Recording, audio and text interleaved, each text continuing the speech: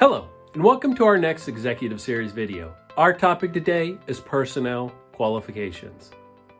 Aaron Snyder here from Quality Systems Explained, where we make quality systems simple for you. If you're new, make sure you subscribe to get all the good content we're putting out. Check out the status bar below for our agenda and stick around to the end for the bonus questions. Our topic, personnel qualifications, comes directly from 211.25. Personnel qualifications in 5 words. Personnel, supervisors, trainers are qualified.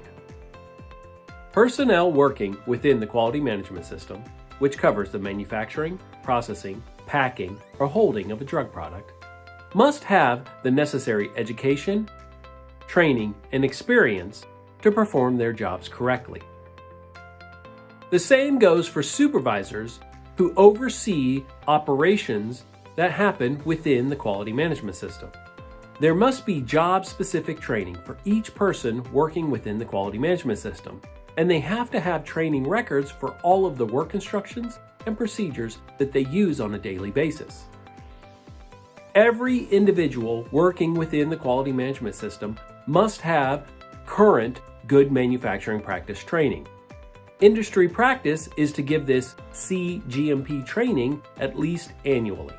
All trainers delivering training within the quality management system must have documented qualifications for the areas where they are performing the training. And finally, each organization must have the adequate number of qualified personnel to ensure that they can effectively maintain their quality management system. So how do I know this is working? Well, first, there is a procedure that outlines how a specific position's education, training, and experience is determined, documented, achieved, and maintained. Second, once an individual is placed into a position, there is job-specific training on all work instructions and SOPs that they need to use on a day-to-day basis. And then third, employees go through annual GMP training, which is delivered by qualified personnel. And then finally, the organization has enough qualified personnel to ensure that the quality management system is effectively maintained. So how do I know it's not working? Well, first, the procedure for determining personnel qualifications is not established, or it's not effectively established. Second, employees are hired and placed in positions and not given any job-specific training. They're not trained to the SOPs and work instructions that they are going to use on a daily basis. Third, employees aren't given training on good manufacturing practices, or the frequency of that training is not adequate. They don't retrain frequently enough to establish a good quality culture. Fourth, trainers are not qualified. They don't have documented qualifications in the areas that they are training. Fifth, the organization does not have an adequate number of qualified personnel to maintain their quality management system. And now for the bonus questions.